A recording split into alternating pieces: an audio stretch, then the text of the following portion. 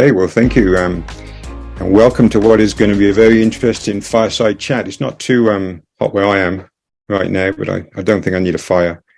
So anyway, I'm joined here today by Kwame Alexander, who I'm sure most of you know about, and most of you have probably read his books, read his books to your children.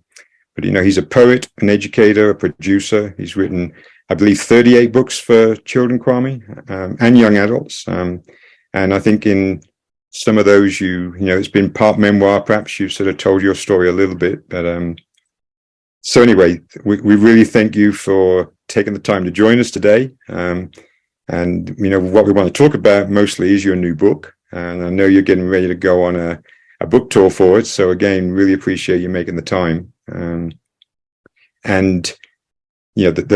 session that our audience just watched, and I don't know if you've had a chance to see it, but it's a panel of fathers talking about their experiences dealing with depression and mental health, and they started talking about how that you start crying, and so it's just perfect for the title of your book, Why Fathers Cry at Night, and which delves into your personal experiences with love, loss, and fatherhood. And he's got the book.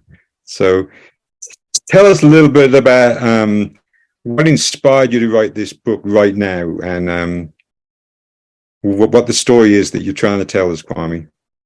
Yeah, well, first of all, thank you all so much for having me participate. And no, I haven't seen the previous panel yet, but I've heard that it's pretty empowering and pretty powerful. And I try to write from a space of empowerment, of trying to empower myself, of trying to empower readers to begin to understand themselves. I see books as mirrors and books as windows.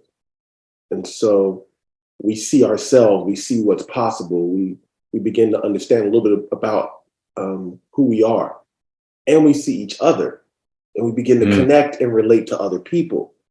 And so ultimately, I think reading can help us, and writing can help us become better human beings.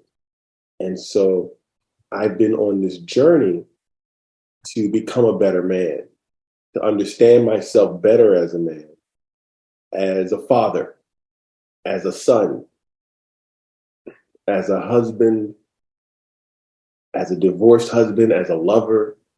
I've been on this journey, and I didn't even know I was, I've all these years I've been thinking I'm a grown man now. And the reality is I'm not a grown man, I'm a growing man. And so to answer your question, why did I write this book?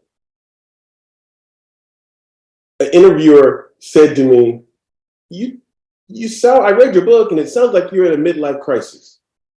And I was offended. I was like, no, I'm not in a midlife crisis, And then I sort of, took a step back, and I was like, well, my mother passed away 6 years ago. A year after that, my marriage started falling apart. A year after that, my oldest daughter and I got into a big argument that exploded into something unimaginable and unfathomable. And she stopped speaking to me. And I'm in my midlife. And so maybe I am dealing with some crises. And so the idea of writing this memoir was because I wanted to turn that crisis, I don't like that word, into something else. And so I like to say I'm in a midlife awakening. Wow. Yeah. And this book was a big part of that, looking at myself, looking at sort of where I've failed, looking at where I've succeeded as it all relates to love, familial, romantic, self. So that's why I wrote it. Okay. Now, I did hear you in one interview talk about how it's important for men to express their emotional and mental health struggles, and that you had sort of an awakening. I believe you were talking to some friends and asked them if you were someone who shared. Can you tell us a little bit about that? Oh my, Nigel. So writing the book exposed some cracks, some flaws, some foibles, some work that I needed to do. And one of those things that I uncovered was I have shied away from hard conversations most, if not all, of my life. Okay, so that's one thing. Another thing was maybe I haven't been as open and vulnerable as I had claimed to be. Like, I'm a poet. Poets write and speak from the heart. Yeah. And so in my mind, I'm the most vulnerable person out there. But I realized that maybe I've only shared and been vulnerable up until a point. Things that I felt comfortable talking about. Easier things, not having those hard conversations. So me and my buddies went to Puerto Rico. I hadn't hung out with them in 20 years because I've been busy with my career. That's been my excuse. These are my best friends, as it were. And this was recently, and we were having dinner one night, and I just look at him and I say, "Fella, have I had an emotional wall up with regards to our friendship? Have I been available? Have I shared?" And they just both looked at me and started laughing. And they were like, "Dude, you've always been surface." And that did not feel good. To think these two guys, these two fellas, these two men who I call my best friends, and they both say unequivocally that I have had a wall up. Wow. So was this before you started writing the book, or after you, in the midst of it? This was after I had written it. Oh, wow. You know? And of course I'd written about the wall in the book, but I didn't. You write about it, but I didn't. Writing about it is the thing that helps you understand it and see it. Yeah. Okay. But then, Nigel, you got to do the work. Yeah. To actualize it. And I think that conversation with them was a big help in terms of realizing, okay, dude, you wrote a good book, but now you got to do the work to make the book mean something. Wow. So what would your advice be for a father who's reading this book now? Is he going to get out of your book the need to do this sort of emotional work that you're talking about? Yeah, because if ultimately you want to be closer to your kid, your son, your daughter, your child, if ultimately you want to be in a sustainable relationship with a loved one, with someone you care about, with someone who loves you, if ultimately you claim that you are about family, then maybe there may be some touch points in this book. You know, some things that will hit home for you. I know they hit home for me. And just in the past couple months, I'm 54, and just in the past couple months, I have had some of the hardest conversations with people in my family that I care about. And I'm just and I felt it was difficult and challenging to do it. And afterwards, it just felt great. And we grew closer. Wow. And so that's my hope, Nigel, that there'll be some touch points in here for the fathers. And who instigated those family conversations? Was that you or family members? It was me.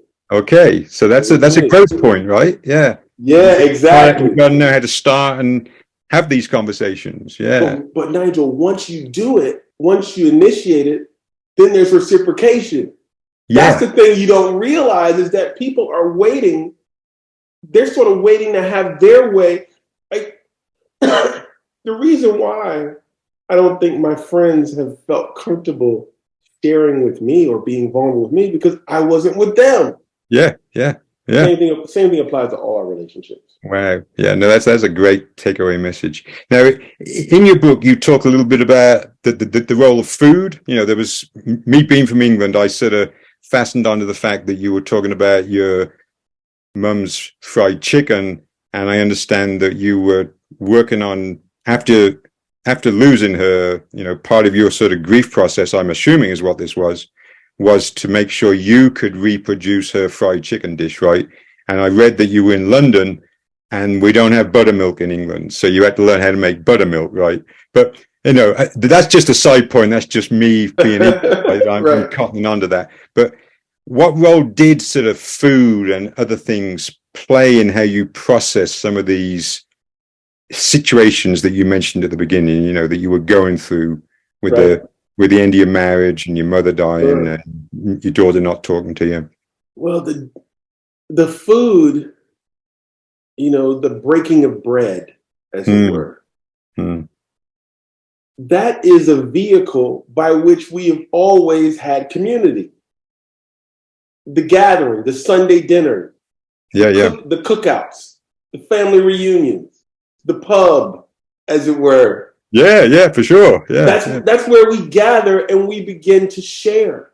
Mm, And so that's where those conversations happen. That's where we grow closer. mm-hmm. Community, come in unity. Right. That's where we get that village, that we need, that we crave, that we have to embrace. So the food is, I believe, the food tastes great, but it's a vehicle for us to become, closer, Okay. more connected.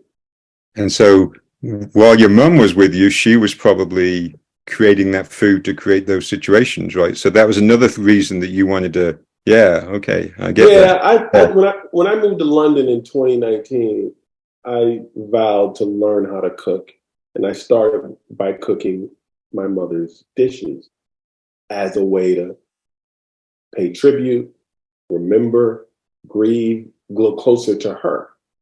Mm, If I could prepare her food. And I remember the fried chicken she used to make was so amazing. I didn't know her recipe. I just tried to sort of re-engineer it, deconstruct it for my daughter, who was 11 at the time. And it took me about 12 times, and I got it right. When I finally got it right, my daughter cool. loved that. My daughter loved that chicken. It was sort of a bond between us. And she Yeah, would, yeah. she'd come home from school and she was like, "Dad, are you making your chicken tonight?" And so my mother's chicken had become my chicken. Yep, And my yep. my relationship with my mom had become my kid's relationship with me. It was a beautiful sight, Nigel. It was a beautiful I sight. I absolutely get that. Whenever I go to see my son, who's now 38, um, he wants me to do his grandma's roast chicken dinner, and we do. Yeah, so I totally relate to that. Now, in another interview that I listened to, um, somebody asked you how you would want to be remembered, and this is how you replied then. I don't remember when this was, but you said you want to be remembered as someone who wrote good books and believed he could change the world. Does that still hit a core for you? You know, I want to be, I mean, sure, sure. Yeah. I And, still and the believe reason I'm that. asking you that is because I'm very interested in how why fathers cry at night, you know, how a father's going to read that and how that book and maybe how you beyond that book um, can help change the world in terms of how men feel about their mental health and any stigma around acknowledging an issue and asking for help. Wow. I've recently, this memoir that I wrote, it's me painting a self-portrait. And my, it's not, and there are people in the portrait in the background. It's unavoidable. But I didn't paint their portraits.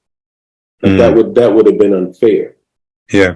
But when you write a memoir, inevitably there are going to be people who are going to be in their feelings. And so there have been some members of my family and some friends who have expressed either verbally or by their silence, how they felt about them. And I talked to my therapist about it because it was uneasy, it was uncomfortable, and I didn't know how to Mm, respond. And she said a couple things that I found really profound. One was, you had a right to write the book, and they have a right to feel and respond how they feel. The thing you have to not do anymore, Kwame, is whereas in the past you were so concerned with other people's feelings that it was stymie your own growth. And now you have to remember that people will survive your truth. mm. I would have never gotten that had I not started going to therapy. There's so many gems, and I've just been so blessed and honored, and I feel like I'm a better man because of it. Wow. Okay. Well, and now I know you've done work in Ghana to help kids over there. You've built a library. You've been going for 10 years and taking other people over there to educate. So I was reading into that, this is you trying to change the world. This is you trying to make the world a better place to help people do that, right? So would you see, is that a true reflection? Do you consciously see that you're a famous person, right? Can you influence men to do what you've done and take that deeper look inside? Nigel, I just wanted to write a good book and be able to understand what I'm going through. And along the way, my hope and my prayer is that it impacts some other people, that it impacts some men, that it impacts somebody somewhere. If it changes the world, like, great. Like, that's always sort of my overarching mission in life, is to do that one word at a time. If this book does that, contributes to that, great. I can't be the judge of that, but yeah, it's a hope and a prayer. Yeah. That's cool. Then you're fulfilling your dream. You're writing these books. People are reading them. And obviously, you write a book, you don't know what people do with that, right? Right. Unless you meet them at a book signing. And then they're going to gush over you probably, right? And you're going on this book tour now. So you can spread this word, right? You can think about when you're going on this book tour and you're sharing words that men and fathers are going to hear. Yeah. Thank you for that. Yeah. So, I'll let you go because I do want to ask you one more question. So thinking of that dad who's going to read your book, who's reading your book, he's working his way through the book, and I see you leafing through. If there's a bit you want to read us, you can do that to before we go. But I'm interested what you would want a key takeaway message to be for the father who reads the book. And obviously people are going to take their own messages, but if you could say this is the message, or this is one of the most important messages in this book for you as a father, what would that be? I wrote a letter to my father in this book, and this is the last paragraph of that letter, because I complained a lot about sort of the way he loved us. And I didn't necessarily understand it. I didn't appreciate it. Being a father now myself, I recognize the importance of showing a little bit of grace because I want my kids to show that to me. Yeah. So, yeah. Look, we may have never played enough ping pong together. I may have wondered why I never saw you hold on to mommy's hand. You may have spent Saturday night writing a sermon instead of playing Monopoly with us. But when I peel back the layers, I see that we love in different ways. And the whole time I was wondering how you love, you were showing me the way you love. You were teaching me something about love, something big. You taught me how to love words, and words taught me how to find my voice. And lifting my voice has taught me how to love the world. And oh yes, what a wonderful world that is. Thank you. Wow. Oh, that's powerful, Kwame. And you got me thinking about my dad there. My dad was a minister. I take it your dad was a minister. He was, yeah. My dad was actually born on your birthday, August 21st. Oh, look at that. Look at that. Yeah. And I said, I hear my dad talking to me sometimes. I couldn't write a poem like that, though. So, yeah. So I thank you for what you do. And we're going to spread the word of this with the fathers that we work with and through the programs that work with fathers. So thank you very much, Kwame. Enjoy your book tour. Thank you all so much. Appreciate it. Okay.